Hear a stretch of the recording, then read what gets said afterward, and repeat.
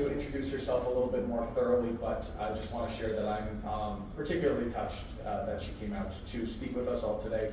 Dr. Westfall has been is a professor of political science at Wheaton College, has been at Wheaton for over a decade now, I believe, because we started the same year. And I've learned a great amount in the classes that I've taken from Dr. Westfall on international politics, comparative politics, and the like. I hope that you'll speak a little bit about books that you have published, including on politics of immigration in Scotland and politics of the headscarf in the United States.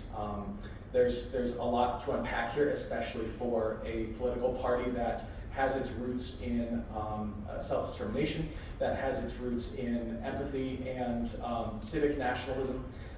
And so without any further ado, I will hand it over to you, Dr. Westfall.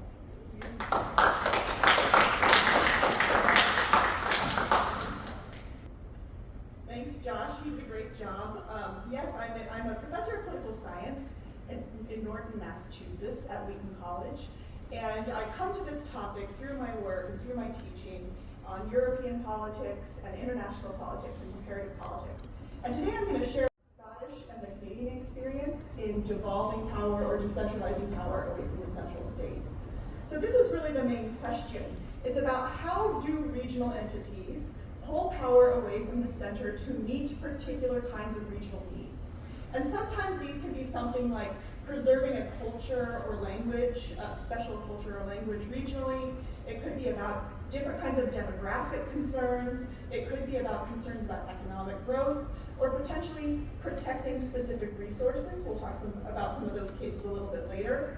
Or it could be, like with your party, great growing discontent with the central government and a feeling that the central government no longer represents the interests of the people living within this region. So all of these things are motives for decentralizing power away from the government, and when these needs are great enough, regions do call for decentralized power structures. This can look like a lot of different things. So these picture represents the forms of decentralization where the solid circles can represent the locus of power. So in the first picture here, you have centralized power where you have sub-state units, but the buck stops totally in the center. And then you have hybrid systems like federal systems or devolved systems where the central government and the peripheral governments share power. And then you have systems where there's full independence between those subsidiary units, but they're in a community, a shared community. So that's full independence for those units. And of course, there are benefits and drawbacks of centralization or decentralization, though it depends on what perspective you're looking at decentralization from. The benefits you're well aware of are better representation, closer service delivery to the people, service delivery that's much closer to the people who need it, much more direct accountability. The candidates we're talking about, more direct communication. All of these things are advantages. You can have better efficiency because the political actors are more familiar with local needs and therefore know how resources should be distributed within their communities. On the other hand, when you have decentralization, you can see a development of an unwieldy bureaucracy that can be confusing to voters and to also the politicians within the bureaucracy. You can see inefficiency when it comes to navigating different regimes, and that can be economic inefficiency and time inefficiency. And for those who are concerned about maintaining the unity of a national project, decentralization can lead to fragmentation. In your case, maybe that's a good thing, you want that fragmentation. But if you're in the central government, you'd be concerned about that type of fragmentation. Today, I'm going to focus on the Canadian and the Scottish experiences with decentralization. Both of these countries have decentralized, well, the UK and Canada have decentralized in different ways and through different processes. They exhibit some really interesting parallels that are fascinating to look at, but the key differences are really what I think we can learn from when we're thinking about potential strategies for your party and how you might want to move forward. So first, we'll talk about Scotland. Scotland is a country within the UK with a distinctive historic, cultural, and political system, though it united with England in 1707. So the roots of difference go way, way back with Scotland. The call for home rule in Scotland really began in the 19th century and calls for independence more specifically. So home rule was like a little bit less intense than independence, but calls for independence grew in the 1960s during the time of decolonization. So that at that point, Scotland started to see themselves as being a colonized power and to call for a break away from the UK. And from that point on, calls for independence were led by the Scottish National Party, and with the support of the Scottish National Party, referendums on devolution, so not full independence, but just giving Scotland more power, were held in 1970 and 1977, which did ultimately result in the formation of a Scottish Parliament. So before 1997, there was no Scottish Parliament. With the creation of Scottish Parliament, that put a different political system in place uniquely in Scotland that actually had totally different institutions and also different electoral rules, like you've been talking about. So in Scotland, the UK uses first past the post system, but in Scotland, they use a combined proportional representation and first past the post system. So they run totally different types of elections in Scotland, and Scotland votes in both UK and Scottish elections. In its manifesto for the 2007 Scottish Parliament election, the Scottish National Party, who maintained its ultimate objective of independence, even though they said further devolution was fine as a stepping stone, they promised an independence referendum before 2010 if they won. They did win that election in 2007, but there were some roadblocks to getting that referendum, so they put off their deadline a little bit. And then in 2011, they won an overall majority, which is quite significant when you're talking about a system that incorporates proportional representation. The majority led the UK government to concede that a referendum, an independence referendum, would probably be appropriate because of this clear call and this clear mandate from the people of Scotland. And they scheduled the referendum for 2014. This is kind of key. Scotland needs the approval of the UK government in order to run a referendum. You may have seen in the news recently there have been subsequent calls for referenda, but the UK government has flatly refused after this 2014 election. In this referendum, the no position, so no for independence, won with the 55% of the vote. But turnout was 84.5%, and this was the best any kind of independence referendum was looking like it was going to do. This was interpreted as a significant victory for the Better Together campaign, which was the campaign against independence, but change was on the horizon. So that was 2014. In 2016, the UK voted on whether or not to leave the European Union in a referendum we commonly call Brexit. In the run-up to the election, experts were predicting it would not pass. It was kind of taken for granted that Brexit would not happen. But on the day, it did pass with a vote of 52% in favor of Brexit. But as indicated by this map, the votes were not distributed evenly throughout the country, and Scotland went entirely for Remain, while the rest of the UK, excepting Northern Ireland, which I don't have on the map, went mostly for leaving the European Union. This was a clear indicator that the political preferences in Scotland and England were not the same, and this led to renewed calls for independence. In 2020, which was after the Brexit actually happened, it took a few years to implement, polls indicated that 58% of Scots would vote in favor of independence if a referendum were held then. Since then, things have evened out a little bit, and now support for independence is stabilized at between 45 and 50%. The UK government has repeatedly refused to allow a referendum at this time, probably because it would pass. And so Scotland remains at a stalemate on the independence question. We're going to come back to talk a little bit about what's been accomplished since then. But let's talk about Canada really quick. Canada was founded as a federal state, and it has added states and territories over time. So this is very different from the Scottish case where you had this foundational distinctive culture and politics and history. Canada was clumped together somewhat artificially from the very beginning. It has a system quite similar to the US, at least in the federal sense, except it is a parliamentary system, and each state has their own parliament and premier. There is one province with special status because of its different colonial history. I'm sure you're all familiar with this, resulting in a province with distinctive politics, a different legal system, a distinctive language and culture, and that is Quebec. As a result of Quebec's special status, Canada is considered to be a bilingual, binational country. And so all legislation has to take this binationality into account in Canada.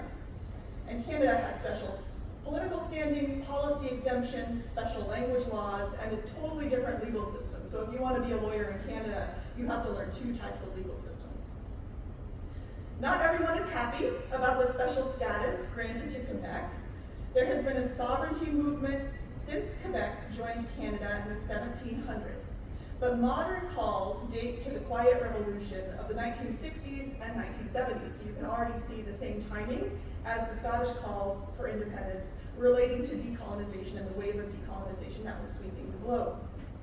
This movement is led by the Parti Québécois, and it resulted in 2 independence referendums in 1980 and 1995. The first lost with 60% voting no, and the second lost by the tiniest little sliver with 50.6% voting no. After this point, the Canadian government changed the rules. They said you can no longer have up-down independence referenda. You have to have an earlier referenda about the question about whether you're going to talk about having an independence referenda. So it would require 2 layers of referenda after this very close election in Quebec. The controversy in Quebec, though, and this gets into identity politics, was that the English-speaking residents decided the vote in both referenda. And so the French-speaking residents felt that the English-speaking residents were not representing their unique cultural interests, and so that has led to further identity politics within Quebec, and also, I suppose, conflict between French-speaking Canada and Quebec and English-speaking Canada and Quebec. Since then, the sovereigntist movement has lost a little bit of steam, and we'll talk about why that is in just a second. But the government of Quebec does not hesitate to use its special status to assert enhanced powers for Quebec all the time. And you may have heard that meanwhile, a different province has developed an independence movement.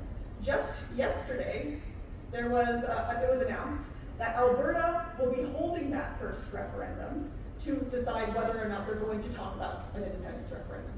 So that hit the news. That probably means it happened on Thursday, but it hit the news yesterday. This is a different kind of argument for independence than what you see in Quebec and in Scotland. In Quebec and Scotland, it's a clear identity and cultural-based argument with politics layered on top of it.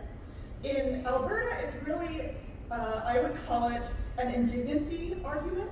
Alberta is oil-rich, and they feel that because of their oil revenues, they are supporting the rest of the provinces, and they aren't seeing as many returns back to their communities in Alberta. They also feel that their needs are willfully ignored by Ottawa, by the central government in Ottawa. And so this is not so much an identity component, though there is a little bit of an identity component. I learned a little bit about the founding of Alberta that I didn't know before, and that is that Alberta was mostly founded by Americans moving up historically, and it has always had a more US-leaning, more conservative-looking political culture. In Canada, they call themselves the Texas of Canada. Even the Albertans I talked to have mentioned the Texas of Canada approach. I study these issues of decentralized power and calls for devolution through a lens of immigration. And you might ask, why is this? I think immigration is the one thing that truly shapes the future of the community, and the effects of immigration are highly localized, very community-based. It also provokes really strongly oppositional responses, so you're going to see a lot of saliency around the issue of immigration. It's posed as a threat to national identity and national purity, but it's an asset when it comes to demographic growth and meeting labor force needs. But what really interests me is that control of immigration is traditionally exclusively a power of the central state. And that's because immigration is framed as a security issue, as an issue of sovereignty, and about protecting the borders. One of the #1 principles of sovereignty is that the state has control about what happens within its territory, and immigration seems to naturally be one of those kinds of powers that involves borders and protection and securing the identity of the people.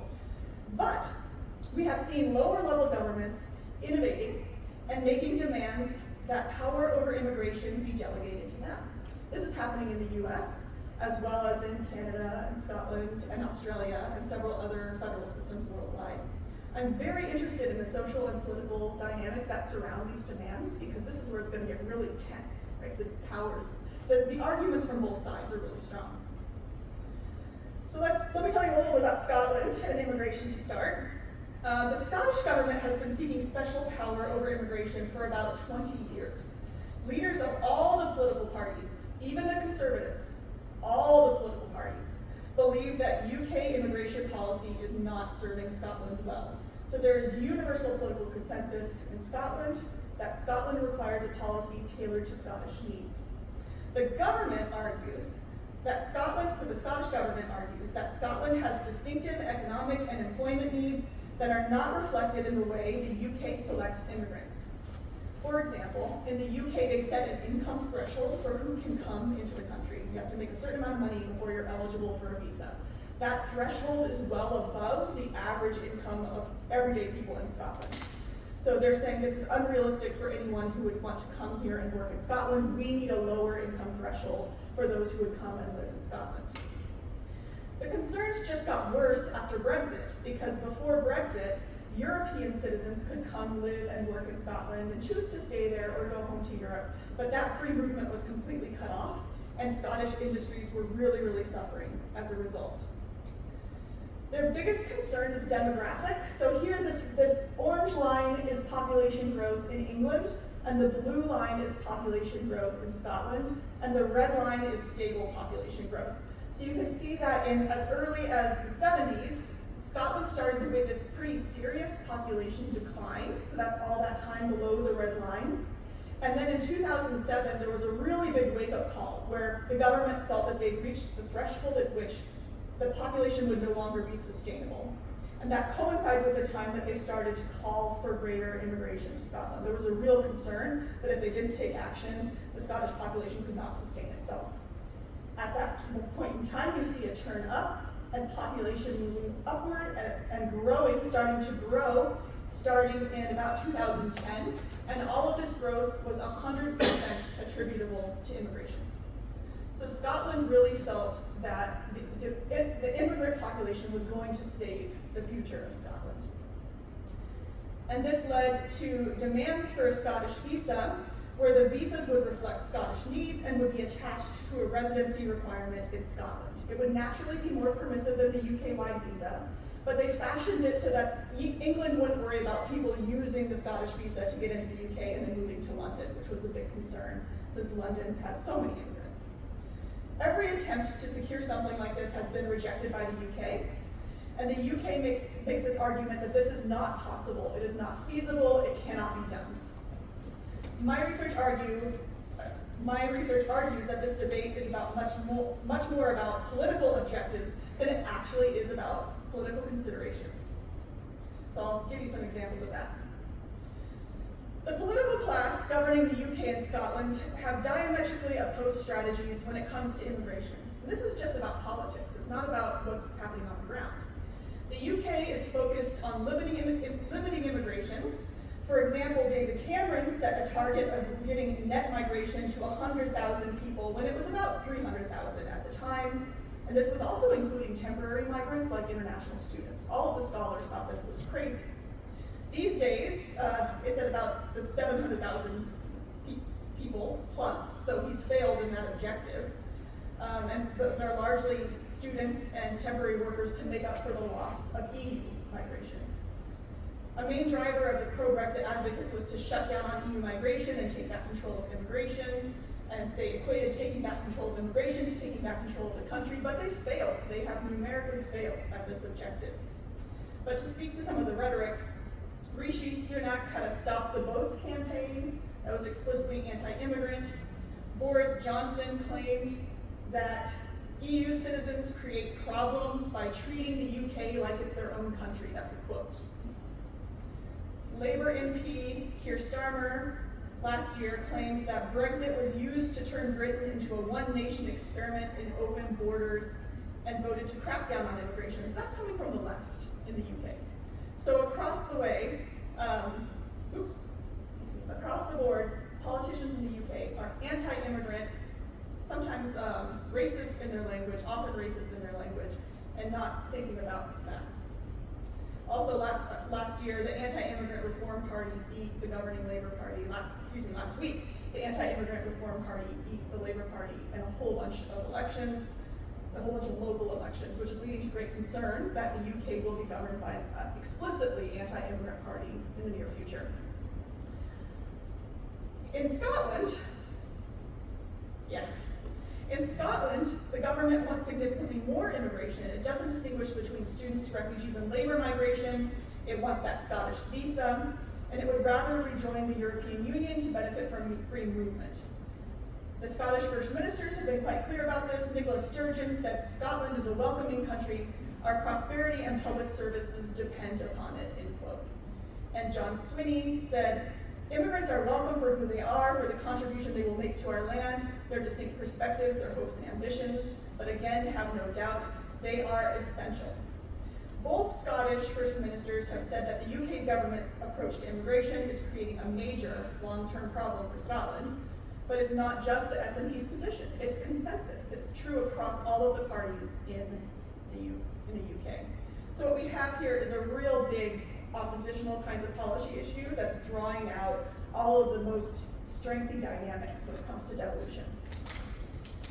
The political motives of this argument are helpful for Scotland, especially in their independence movement, because it places Scotland on the moral high ground relative to England, which is helpful for purposes of political identity and legitimacy, especially with the European Union. The European Union came out strongly against Scottish independence, thinking that this represented political fractioning and maybe the rise of ethnic politics. They didn't understand the way Scottish nationalism is a progressive nationalism, and now they're changing their tune. Now the European Union is indicating that should Scotland become independent, we would welcome them as a fast-track member. So it was almost the fastest position flip in history when the EU changed position on Scotland.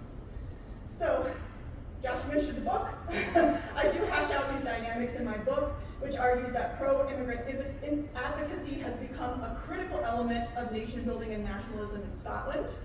I believe that elite level endorsement of immigration serves Scotland's moral and strategic interests and served as a really critical symbol of Scotland's difference from England, which justifies those arguments for further devolution and ultimately independence. It's that really visible political symbol that they need to show the world how different we are from England.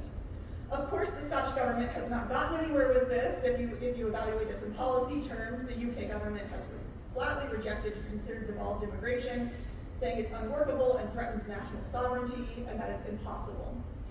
But we know that it has been implemented elsewhere in Canada. Canada is a true country of immigration. It's very open to immigration. 23% of the Canadian population is comprised of immigrants. This is a lot. In the US, there are 15% immigrant. In the UK and France, there are 14% immigrant. So they have 10% more of their population made up of immigrants. Openness to immigration and multiculturalism are part of Canada's national ethos and national identity. The number one thing people say they think of when they think of Canadian national identity is multiculturalism. So that's actually part of their national identity.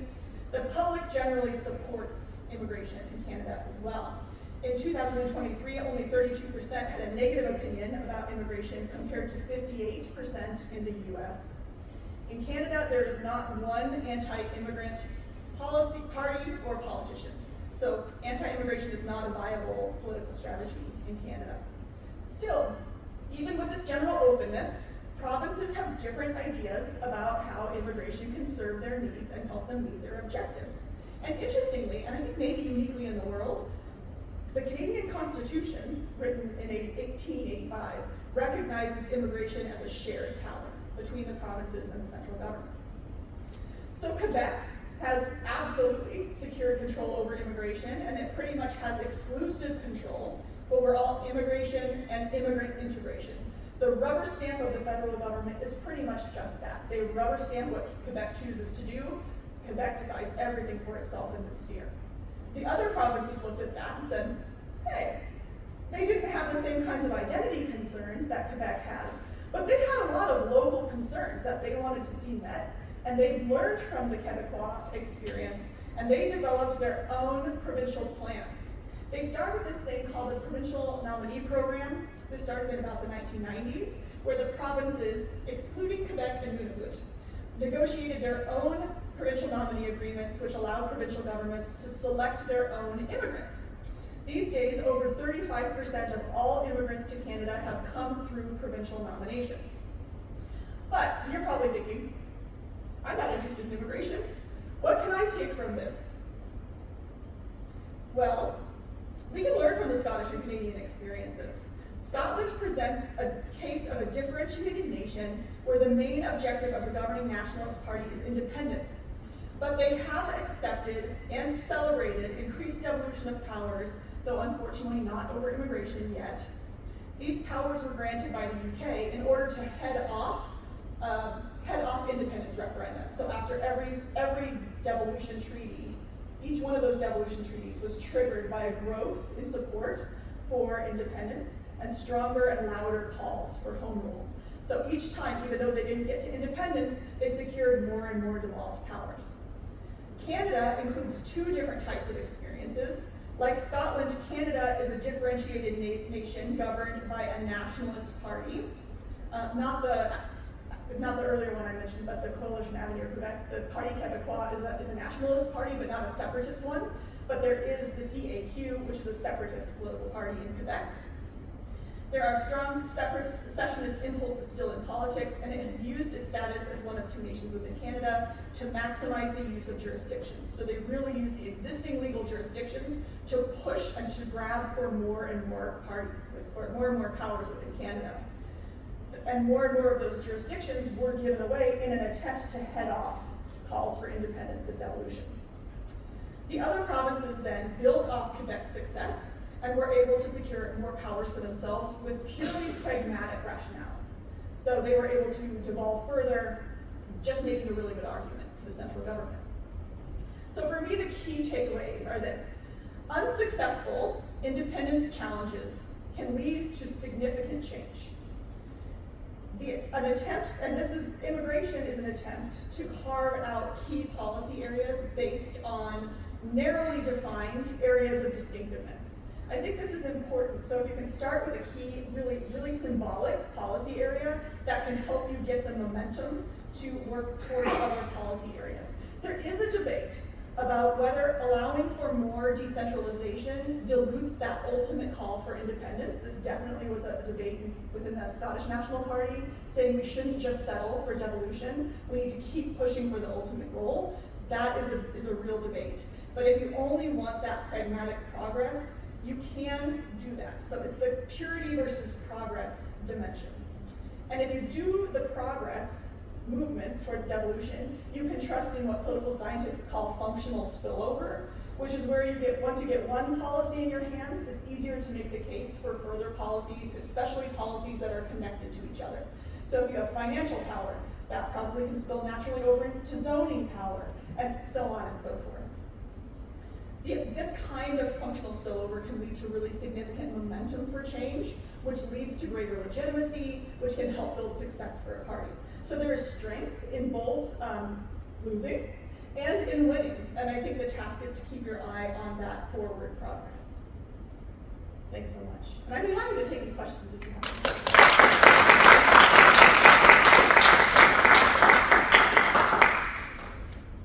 What do you think the revisions to the Canadian immigration system that came at the end of last year will have an effect? Particularly for those of us of French-Canadian extraction. Yeah. So I was actually at Fulbright at Carleton when all this was going down, and I was like, "You're ruining my project." So what happened was after the pandemic, the Trudeau government opened the gates because they stopped all immigration during the pandemic. And they opened the doors to a lot of international students, especially. There were many incentives to bring more international students into the country. That's more complicated, I can talk about that. But also other temporary migrants. And the temporary migration really spiked the level of net migration, which includes those with residency permits and people without residency permits. And this happened at the same time that there was a really serious housing crisis in the major cities. And people started to say the thing that people always say and start scapegoating the migrants for the housing issue. And then an election happened. And so the politicians saw that they had to seem like they were taking control over this issue, and they dramatically reduced the levels of immigration. So like way lower. So Canada is looking a little less immigrant friendly right now, but that's actually activating more provincial activity on this level? That's not actually Oh, that's the change. Oh, are you thinking about the Quebecois identity more stuff? No, so as of December, Yeah. immigration law has changed, in essence gone back to a return. They had major immigration provisions federally in Canada, both in 1949 and 1979. Yeah. Before that time, there's some million of us, our ancestors, Oh, a million of our you're talking ancestors about the came ancestral. from Quebec Yeah. and from the Maritime Yeah. to settle in New England. Yes, yes. Now we've gone back to the way things were, which is that because during much of that time, roughly 1880 to 1930, there was no status. If you came from Canada, you didn't rescind your Canadian citizenship. Right. By the same token, you weren't necessarily American by some change in your status. Mm-hmm. And so the Canadians have said now, as long as you can prove a grandparent or great-grandparent, one, that came to the United States, you are automatically a citizen also of Canada, regardless of what the United States government says.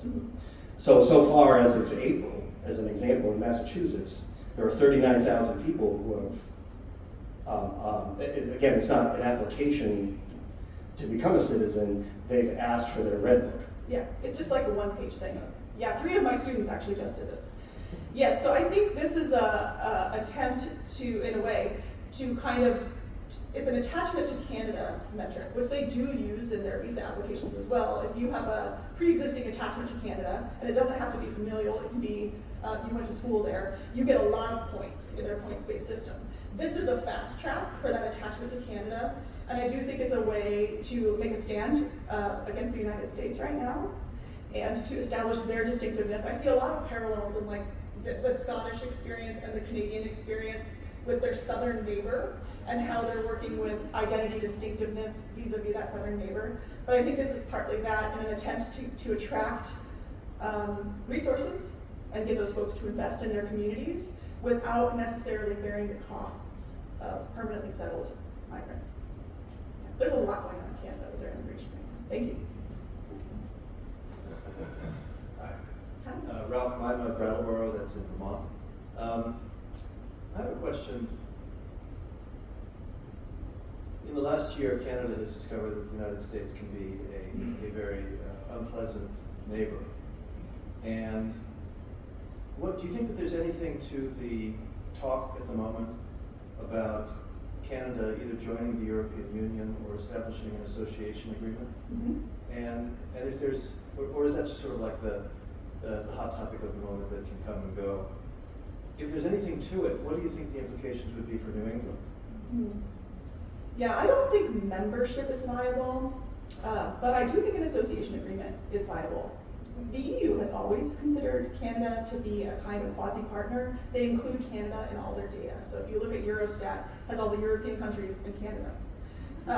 And so I think that's a possibility, but I don't think Canada would be impacted by the Schengen zone free movement. They would be layered in with a different level of laws that maybe gives Canadians more rights within Europe, longer rights of visiting visas and those kinds of things. That's what I think would happen, but not full, and maybe some trade agreements to offset the harm that's been done by the US to help support the Canadian population, but I don't think full membership would be viable. And what might the implications be for this region?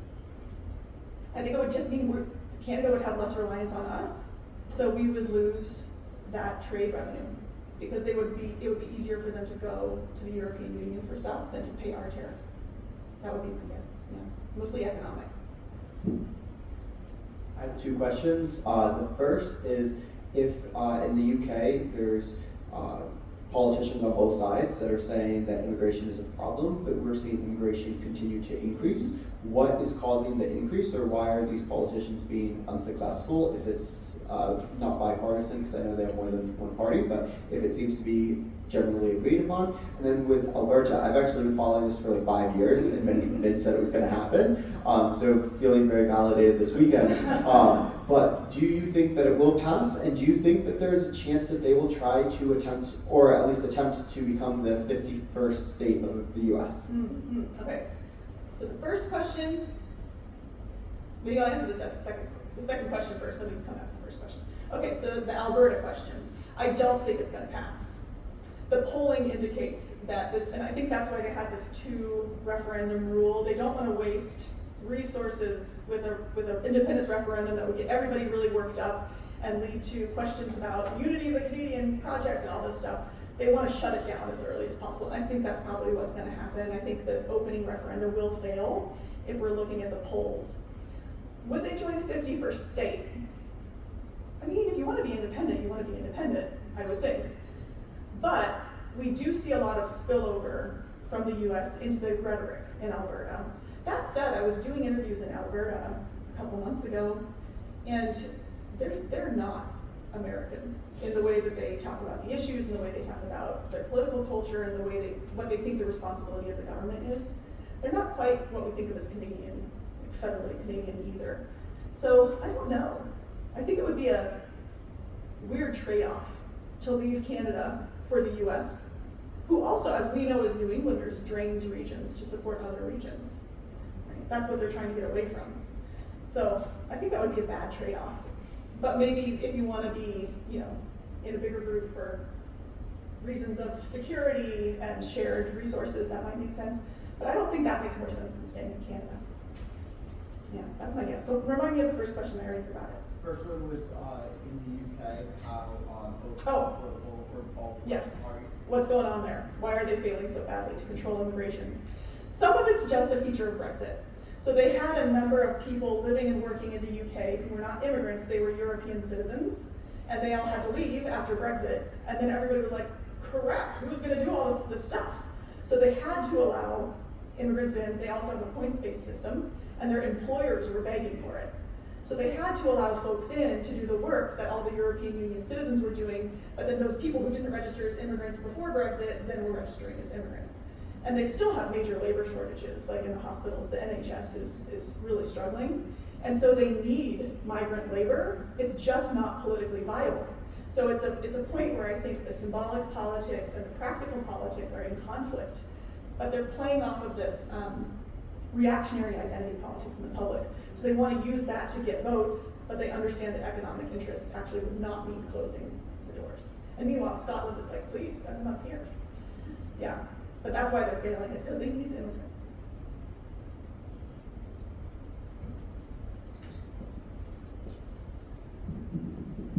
I have a question more than the immediacy. How viable or how would you approach either a coalition of states or individual states trading directly with an individual province or a coalition of provinces? Like we've seen the Northeast, I think a collection of Northeast governors trying to do in the past few months. Yeah, what I see is, can you repeat that? How to do it or how viable do you think it is? Yeah, to form trans-border coalitions. Very specifically. Or trade specifically. Like economic trade? Yeah. I mean, I don't know how to get around the tariffs, because those are set at the border, and so you can't get anything across the border. Even if we have agreements at a more local level or provincial level, the federal government sets that federal tax policy. We could work to make things more friendly at the municipal, state, provincial level, but you're still hitting those tariffs at the border. So yeah, we're kind of screwed with that one. They're even more screwed. Yeah. Hi. What was I gonna ask? Wow, I completely blanked. Wow, that's surprising. I'm sorry.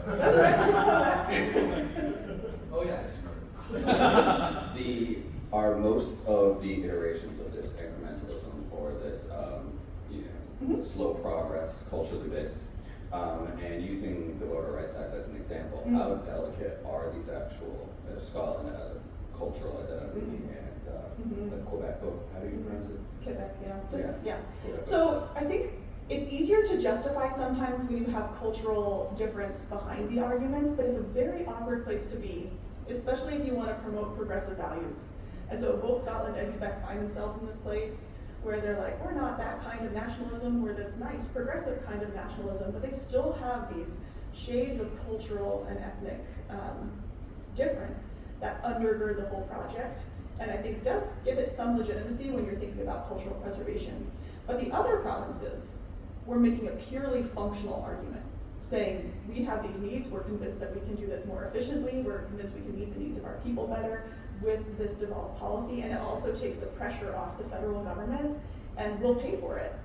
So they were able to get devolved powers without that cultural argument, without that cultural dimension, in a way that I think is pretty remarkable in Canada, but we see it elsewhere. In Australia, they did the same thing. So you can do it. You just have to make a really good, strong, logical argument that doesn't have that undergirding of cultural difference, and I think that's actually a good thing. I think to get away from that cultural differentiation is positive if you're a party like yours that's anti-racist and all these kinds of things. You were asking another dimension of the question. How delicate are the cultural aspects of that? Right? You know, the new federal government in Canada that mirrors our current one. UK has different attitudes towards that. How fragile? I think, so the cultural ones are easy for people to understand, the cultural arguments, but they're also reductionist, right? If you're saying this is what Scotland is culturally, that ignores the great diversity within Scotland, it's just not real. Right? These cultural identities are social constructs, but people think they get them, and that's what makes them politically useful for people who want to exploit cultural identities. But if you really want a political movement that doesn't want to attach onto that, you can still do it without doing that. Right? We don't have to make cultural claims to justify devolved powers. We can make it with pragmatic claims. I think it's harder work because it doesn't hit that heuristic in our minds that have us and them and identity groups. But it can be done. It's just harder work, but maybe more durable because you've made the case logically, and empirically. Mm-hmm.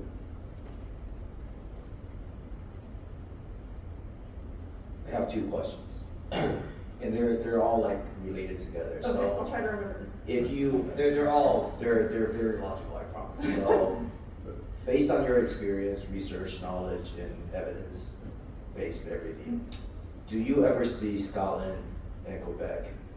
Is there a possibility that you think sometimes in the future that they'll be independent? And then the second question comes, do you see any applicability to the relationship between China and Taiwan?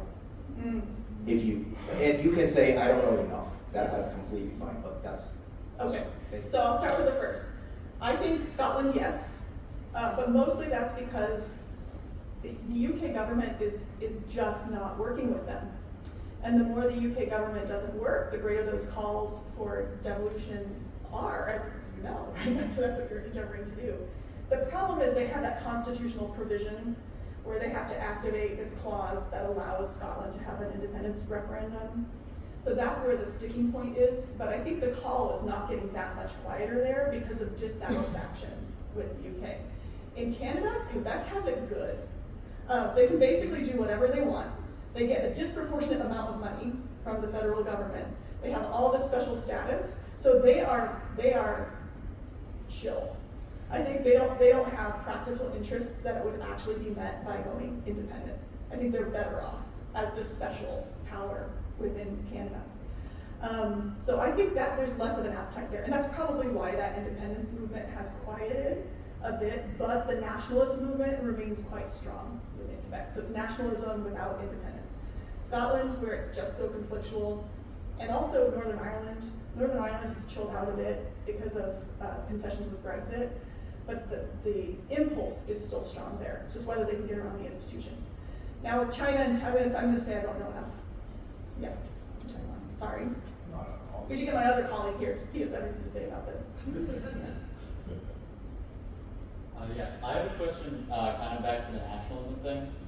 Do you think with the kind of overall European rise of nationalism, where we have in Germany AfD, and Italy Brothers of Italy, National Rally in France, all of that, do you think that now with also the new British Restore Party, do you think that these are going to be a problem for the kind of immigration things that they're pushing forward?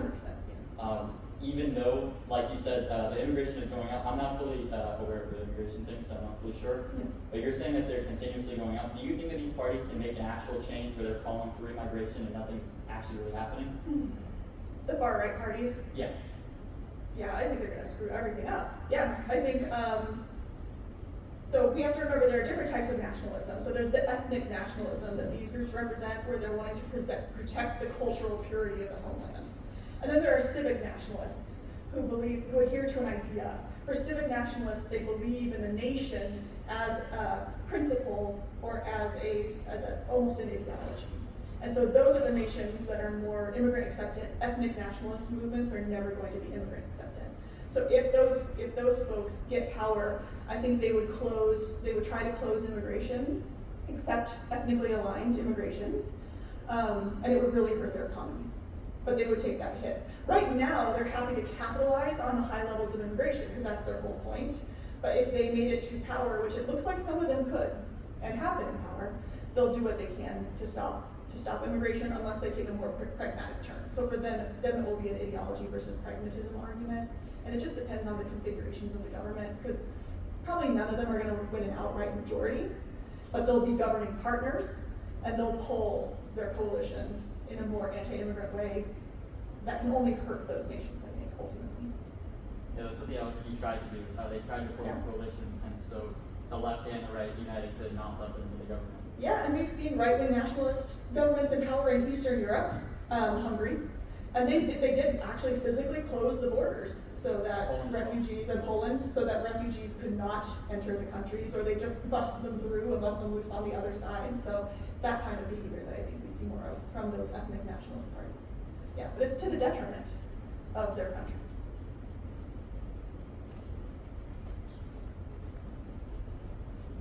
Hello. So for both Canada and for Scotland, or I guess Quebec and Scotland, what risk are they at for their federal governments clawing back all the powers that they've devolved? Yeah, it's a good question. So Quebec, they're pretty safe because it's all pretty legally secure. Their special status is pretty legally secure.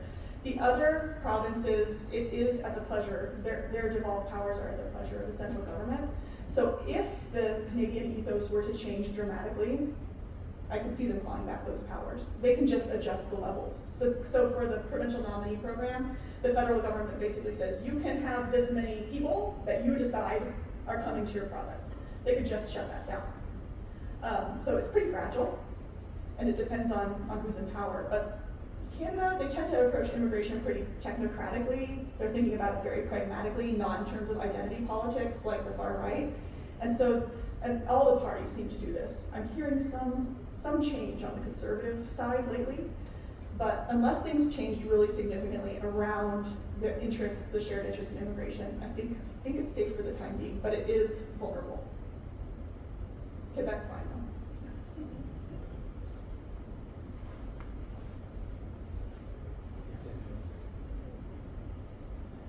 I'll just chime in, and I'm not sure I have a specific question, but I'm wondering if you can give a little bit of context. Not only did a pro-independence majority win the recent Scottish Parliament election, but also plurality won in the Welsh Senate election. I'm wondering, what do you see for the UK with now 3 nationalist First Ministers in Northern Ireland, Wales, and Scotland? Does that have any implication for Scotland's ability to move forward? Is it a help? Is it a hindrance? Does it make the UK double down? I'm curious what your thoughts are. I'm afraid it's going to do that latter thing, right? That the UK government is going, oh shoot, like now we have the three constituent nations voting in nationalist parties who are asking for independence. So I think where they're going is doubling down to hold the union together. But I think that will have a backlash effect and therefore continue to strengthen these nations. And so it's only so long that you can legitimately cling to power. I mean, how do you do it? You do it through violence. That's the only way you can do it without, having the legitimacy, the political legitimacy. So I think we'll see the UK doubling down. We'll see more activity within those nations to grow support for the union. And for unionist parties, we'll see more campaigning on that. People are on the ground, if you talk to Scottish people or Welsh people, they are happy to symbolically support independence, but if the practicalities tend to overwhelm them, they say, so Simon, that's my husband over there, he's Scottish. He tends to say, Scots people think we're too small and too fierce. So too small and too afraid to actually take the plunge for independence. And I always argue when I say your economy actually puts you in the second third of countries in the European Union, so I think you'd be okay. But they don't have this mentality of being able to go it alone. So if it came to that, I wonder how people would vote. Right now it's pretty safe, it's like a protest vote, but if it actually became a real thing with political consequences, things could change a bit. But right now it's a safe vote, and it says a lot. It's communicating with the UK for sure.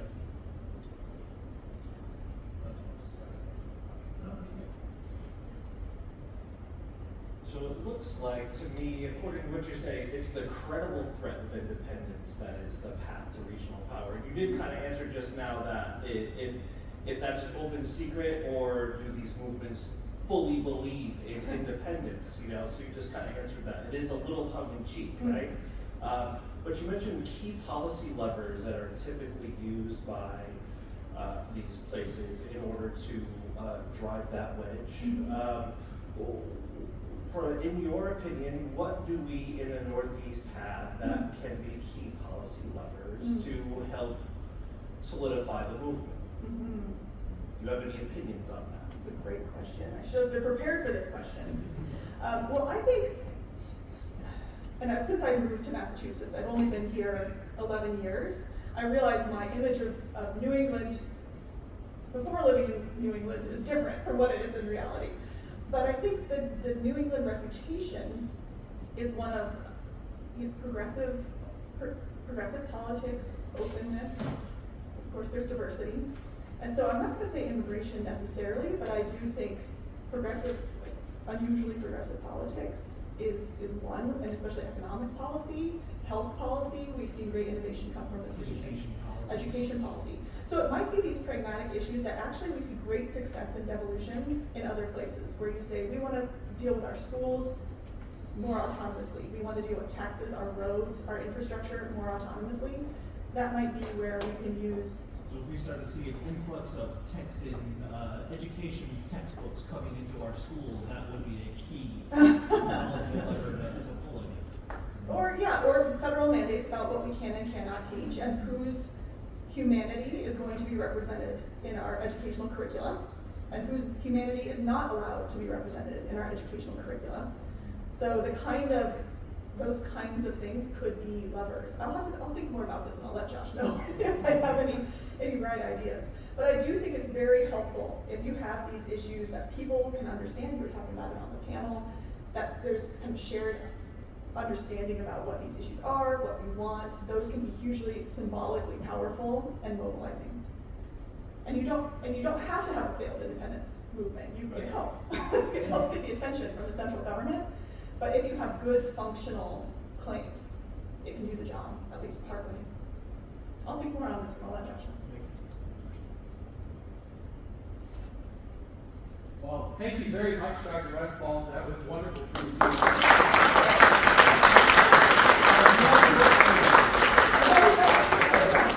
I'm clearly a bad salesperson.